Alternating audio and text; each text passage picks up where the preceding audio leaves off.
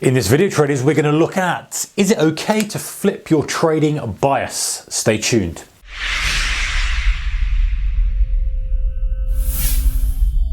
Hey traders, warm welcome to you. Alright, so here's a little bit of a question for you, and it's based on something that's still clear in my mind, a trade that is still clear in my mind, and I want to share it with you guys. I want to hear your guys' opinion to this in the comments below. So day traders, this is for you. So the question we're posing here is it okay to flip bias? And those of you subscribers who have watched the videos on the channel before, appreciate your subscription, by the way. If you are, thank you very much for your support. You will know that I often say about, okay, well, if you have a bias, then it makes things much easier for you, right? So you go into the day, you say, okay, I'm going to look for a long, and I'm going to look for a long around these levels or this level or this level. You have a few ideas, but you kind of stick to the long bias. And that makes things a little bit easier for you, because if that's your number one play, then you're looking for that number one play, not getting caught up in the short side. However, listen, we're all traders, we're all human beings from time to time, and occasionally something comes across that maybe it hasn't worked out, or maybe something hasn't, and you want to try to flip your bias, but you don't want to give up the bias completely.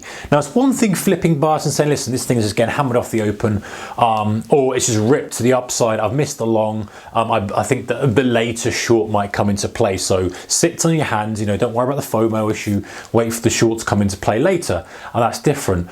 But what about if you're in the middle of this trade, you're looking at the trade, and you think, you know what, it's just not quite doing what I want it to do. It's just not quite giving me that edge that I want. And I feel that this is actually now looking a bit weaker than it was. So let me talk through this kind of real life example, or real example on the YM this was. Okay, so one of my favorite markets, the Dow YM.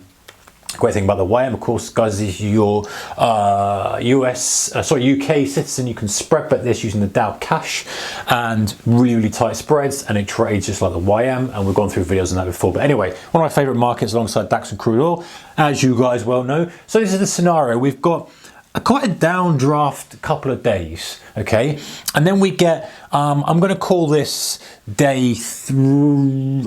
You know what, it's probably day two really. I want to call it day three, but I guess it's going to be day two. So we've had, you know, drift lower. Now we've had a real downdraft here, and this could be any market, by the way. That's why I want to kind of show you on the whiteboard with a broad rather than getting too granular and bringing up a screenshot. But if you say we've got a down day, because this is a very common pattern as well, down day, we get the gap lower on day two or day three. There was probably, in theory, it probably is day three actually, because number one was, you know, a reasonable down day. Number two was the aggressive down day. Number three. So I'm gonna try and change my mind on that. I don't like being indecisive, but I just think this is the best way to do it. So 1, 2, 3. So third day, pretty textbook stuff, right? On day three, you get the gap lower. It kind of attempts to fill the gap, pushes lower, but then you get a bit of an afternoon bid coming in, as is pretty normal for this on day three, and pushes back up. Can't quite take out the high. Can't quite fill this little gap that we've got here. And by the way, this is the Dow cash. I'm just going to put a little gap here. Can't quite fill that gap, but nevertheless, it closes near the high, but we're still down quite a lot from the prior day's close down. I think like 280, 300 odd points. And as I say, reasonable pull down in this kind of short term, a 2 or 3, 4 day move. So we're kind of at the point where there's going to be likely, not always, likely to be some consolidation, some counter trend move before we kind of either continue or we're going to bounce back up. And don't forget, time of filming this, we're in a bull market. Regardless of off the high, we're in a bull market. So it could change at any time, but at the moment you've got to consider it and say you're in a bull market. So thinking about that, thinking about the price action before thinking about the environment that we're in, then your thesis is kind of looking at this, go, okay, well, what are my scenarios here? So imagine now, this is the point we are now, okay? The overnight session is indicating a slight gap up in price, 70 ticks or so gap up, not quite above the prior day's cash session high, and nowhere near this gap. Now, if like me, the first thing you kind of look at is and say, well, bull market, uptrend, we've pulled down 3-day move, we've got a gap to the upside, that might be my primary thesis, i.e. I think that this gap here is likely to be filled at some points, okay? Now this is my basis for building a plan around. I'm not wedded to this yet, but I'm just thinking about this, saying, okay, yeah, in the bull market, the move down, 3-day move down, reasonably aggressive. We've shown the consolidation on day 3. If this was a bear market, this would more likely be a short on a gap up scenario, but it's not. We're a bull market, we're an uptrend, so it changes the dynamic slightly. So, okay, the thesis might be, right, my perfect trade, and if we say we were gonna, let's imagine that this bit here is what I'm gonna draw on this part here. So imagine that's a zoomed in aspect of that. Let's say we gapped up, so there's the gap. I'd like to see a downdraft here, push back up, maybe a little wick lower, and then I would take a long through that level. Hopefully you can all see that. I've drawn it quite small, but hopefully you can. And then I'll look for a push back up, take some off as we start to drive up, take some off into the highs, and look for this gap to be filled, or at least look for, depending on how it happens, a flush through that prior day's high. And that's still about, the reason I put here is 80 ticks. It's still about between the open and that prior day's high is 80 ticks. And the gap, I think, is probably another 100 ticks or so. So there's plenty of meat in this trade to be had. So that might be my golden trade. Drive lower off the open, fill the little gap from day 3 to day 4 gap, so that's done.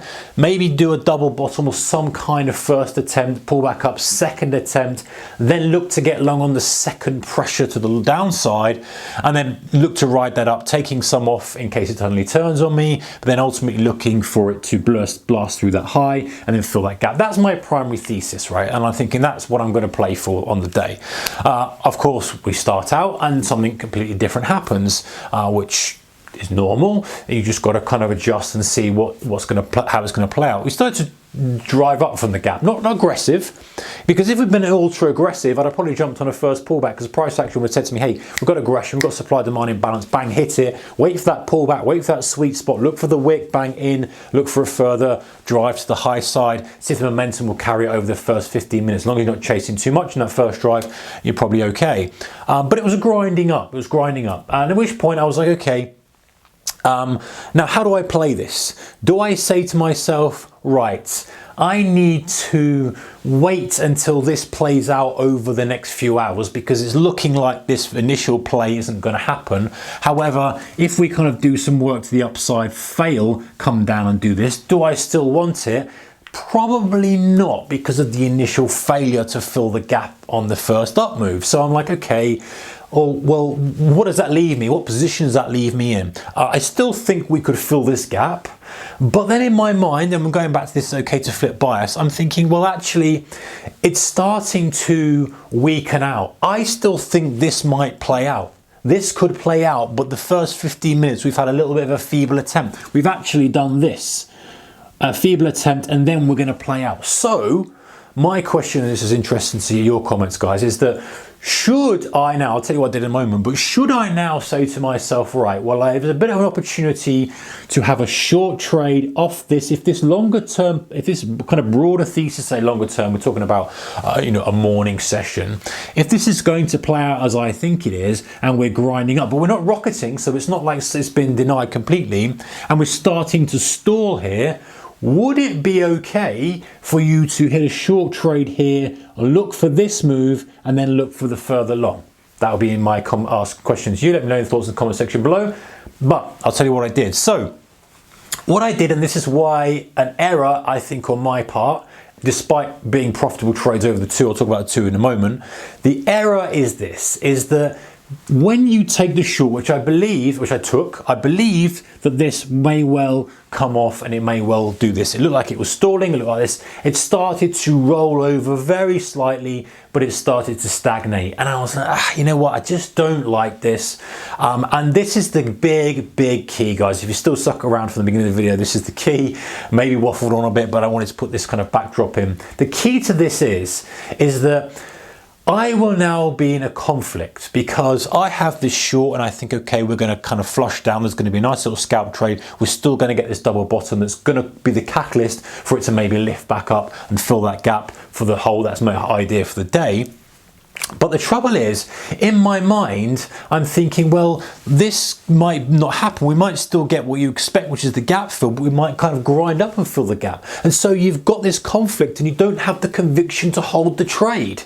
And so at the first kind of little bit of profit coming back, little bit of profit coming back, I ended up scratching the trade out, small loss, meaningless loss, but when you look back on it, you think, well, it's never going to be the trade you want unless it suddenly flushes straight off there after you've got your order filled. It's not, because it's just always going to have the conflict. You're going to think, well, even if it started going your way, how long are you going to hold it for? You're not going to hold it for that long, because in the back of your mind you're thinking, well, the broader term thesis, the big play, the play that I'm looking for is to have that kind of support down below for the gap fill. So that's always in your mind. So the problem you've got is if you're flipping bias too much, is that even if you're correct, you never really extract as much juice out of it. You never really extract as much a profit out of the trade, because you're always wondering, oh, you've always got a reason to close it because you've got that other anchor where you're building the trade off. And so then, cut the trade. We kind of got this little scenario. It wasn't quite as I'd liked it. It pulled down, it found a little bit of support. It's a lot higher up the support because it had changed the dynamic. It almost shifted everything up and the trade came into play. But then ultimately, again, this wasn't as good as it could be, because now I've conflicted myself of, well, we could get this a little bit later. So I'm now not as conviction with the long. So I get the long, I'm there, it's doing well, it's chugging up, it's broken through. Now it's broken through this high, or it's tagging the high, and it's making me want to bank that profit. It's making me want to say, okay, we'll take that, because we haven't seen this flush double bottom, which is what you really wanted. So you're flipping and flopping back and forth. Whereas in reality, if I hadn't taken that short, maybe I'd be fine taking that, okay, and saying, well, you know what? Even if I have to take heat on this, I still can sit through this now, because I've got a little cushion. If it comes back here, I might add to the position, build the position on the thesis. And I've got a full boat ready for that explosion, perhaps coming into midday, whatever it may be. So anyway, guys, I'm sharing this with you because the question is, okay to flip bias?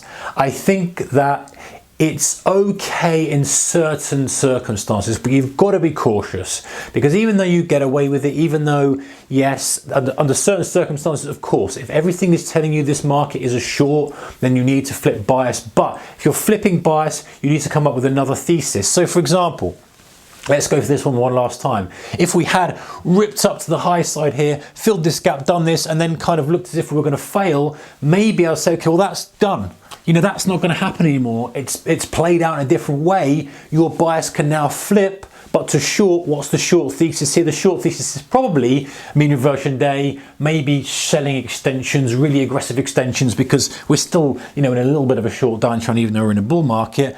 And so then you start to plan a short thesis, and you change your bias for your first trade of the day, which is then that. So hopefully you get the difference between flipping within a broad thesis, and then the thesis being negated, and then coming up with a brand new idea. Anyway, guys, I want to know your thoughts on that one. As I said, I'm repeating myself, but I do want to hear what you guys got to say in the comment section below. Do you change bias? Do you think it helps you? Do you think it hinders you? I know we have some great traders out there who say you should change your bias, and I do completely agree in that circumstance when the thing just hasn't done what you expected it to do. But what about if you're taking, let's say, a cheeky short before the long sets up, which is, I guess, the summary of what this kind of setup was? Do you think that's okay? Or do you think, like me, that it probably doesn't serve you quite as well as it should do in the longer term? Anyway, if you enjoyed the video, guys, and you like this kind of stuff, give it a thumbs up, because I will do more of these kind of things. If it helps you, then thumbs up's appreciated. And I'll see you next one, guys. Take care. Bye-bye.